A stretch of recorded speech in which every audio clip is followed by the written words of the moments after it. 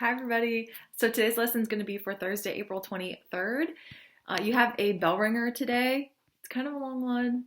You can do it. Use your notes to help you define some of the words in there. Sorry, I just could not stop asking questions. And then after you answer your bell ringer question for today, we're doing two slides, slides 18 and 19. Both of them are writing slides. So let's recap what we talked about last, and that was Joe McCarthy, my favorite person because he was so terrible. He was the worst. And we talked about McCarthyism. You should have watched that TED Ed video, which I think does a great job of explaining McCarthyism and why it was so terrible for the time period.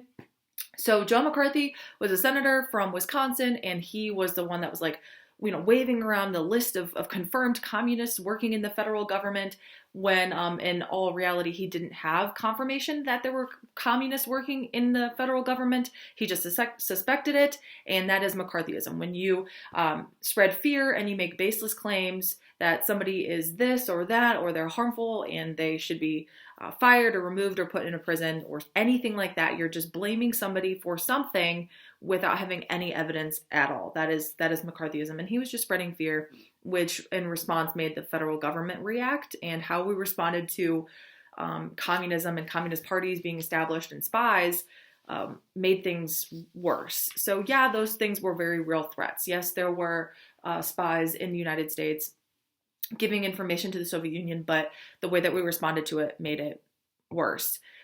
Which reminds me, go ahead and look at the discussion thread that I posted. I posted it on Wednesday, and it has this really fascinating information about Jellos, like the packaging of Jello, and then how spies would use that to confirm that they were talking to another spy. Like, how insane is that? Look at that. Read the images that I sent on there and the little captions that I have, because that is so cool. I didn't know that. Of course, they were spies and they were giving information to the Soviet Union, but it is very cool. Like, hey, am I talking to a spy? And you just like match the Jello pieces together from the cardboard box. I mean, that's awesome. I think that's very cool and super sneaky.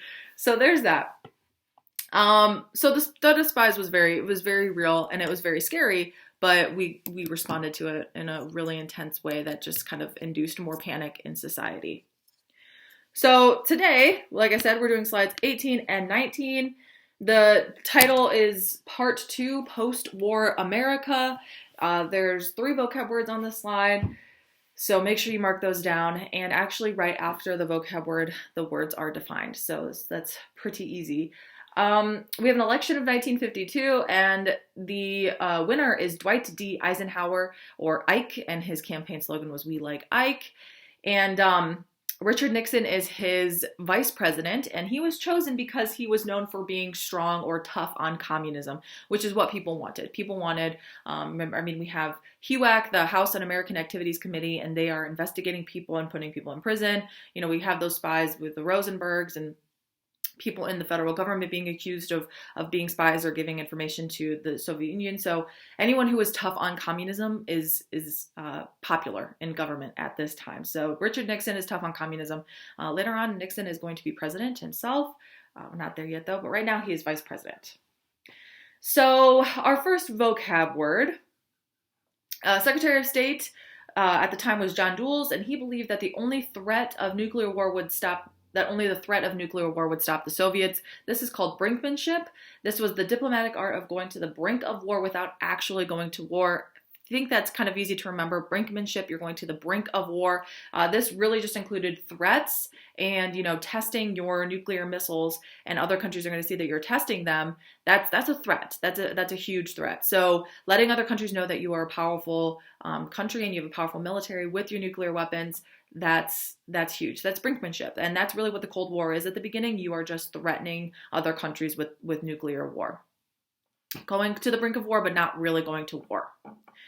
That's also mutually assured destruction, or M.A.D. or M.A.D. That is a tactic, and both countries don't do anything. Like, we never actually had a nuclear war, because if the United States were to bomb the Soviet Union, they can just send equal strength right back at us. So if we do not completely destroy the Soviet Union in our attack, they will destroy us because they have equal strength.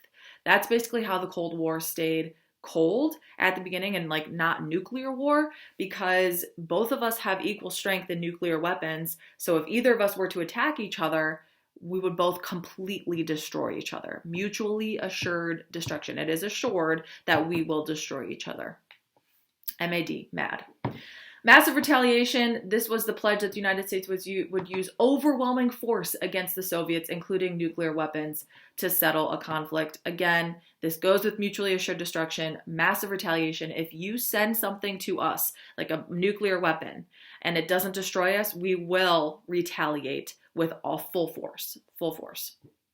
At this time, the CIA, or the Central Intelligence Agency, was formed in 1947 to collect information about and spy on foreign governments. So just like we are trying to find the Soviet spies in the United States, we had spies in Russia. So, you know, we're trying to find them and get rid of them here, but that doesn't mean that we definitely don't use them in other countries. So the CIA was created to gather information and intelligence from other countries to try and stop them from maybe enhancing their military and attacking us, and get any information that we can get to divert them. So if we get word that they're thinking about invading this area or something like that, then maybe we can go to that area first and say, hey, just letting you know the Soviet Union is going to attack and take away your freedoms. So we've talked about NATO, which is the North Atlantic Treaty Organization. That is the alliance system that the United States is in, and it still is in today, which is so important that we're still part of NATO. It basically says, you know, if one country that's in part of NATO is attacked, then everyone goes to war. To respond to NATO, the Soviet Union creates the Warsaw Pact, and Warsaw is in Poland. It's a city in Poland. You probably and should remember that from the Warsaw Ghetto when we talked about World War II, with the Nazis putting in the Jewish people and the undesirables in the ghettos before they were transferred to the concentration camps. So Warsaw is in Poland, and it's basically an alliance system for all the Soviet country, or for Russia and the satellite states, a part of the Soviet Union. It's just like NATO, but for the Soviets.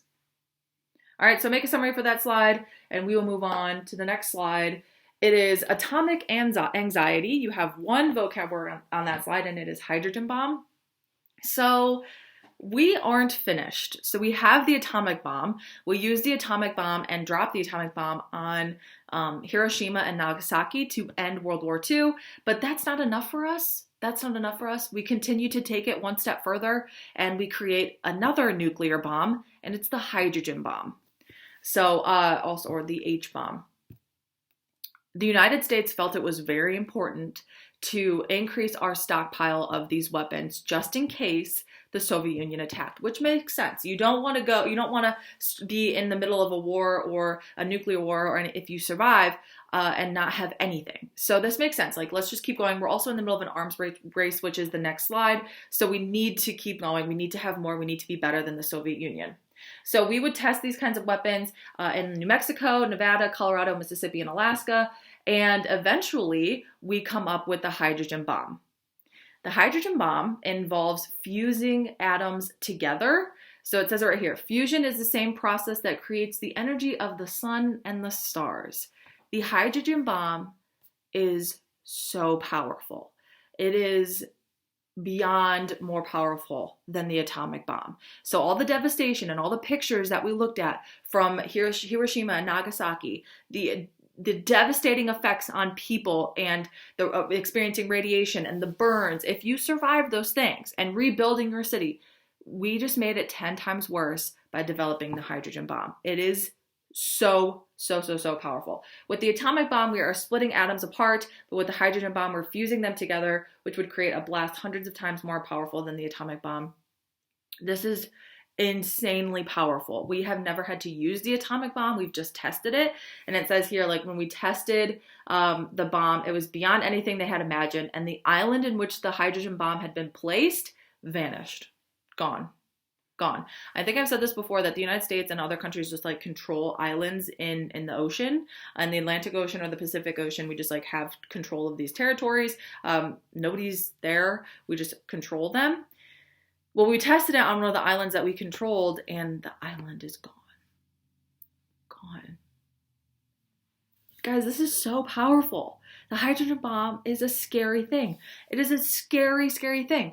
But right now, we are ahead of the Soviet Union because they don't have the hydrogen bomb. And we have tried to make sure that no spies will give information to the Soviet Union about the hydrogen bomb. So we're winning. We're winning this arms race right now, and we're in the lead.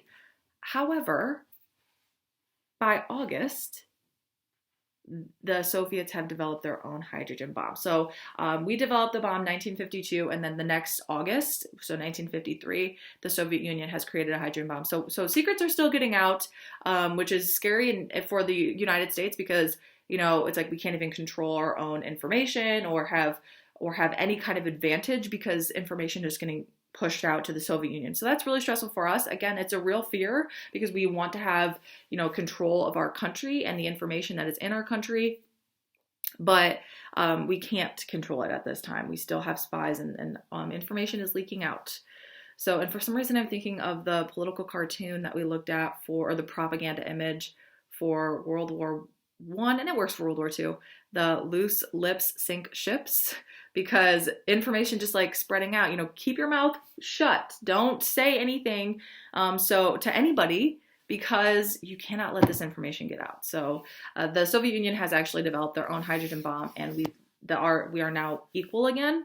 So in this arms race of trying to have more weapons, once we both have the hydrogen bomb, we're both equal in this arms race. So it's getting stressful, and the fact that we're just like making things worse by developing these atomic bombs is really intense. And you can see like the anxiety that people have because we're so fearful that the Soviet Union can just like throw over a nuclear bomb at any minute, right? And we don't know how to respond to something like that. So we're actually going to talk about how America responds to, or how the citizens respond, not the federal government, like everyday normal citizens, how we responded to the fear of nuclear war and what that did to us as a people, what that did to us like mentally, and how we kind of coped with it. I mean, as much as you can cope with the constant fear of nuclear war. Right, so we're going to talk about that pretty soon. Okay, so make sure you answer your bell ringer question. Make sure you get your vocab words written down and you have summaries for those slides. All right, see you guys.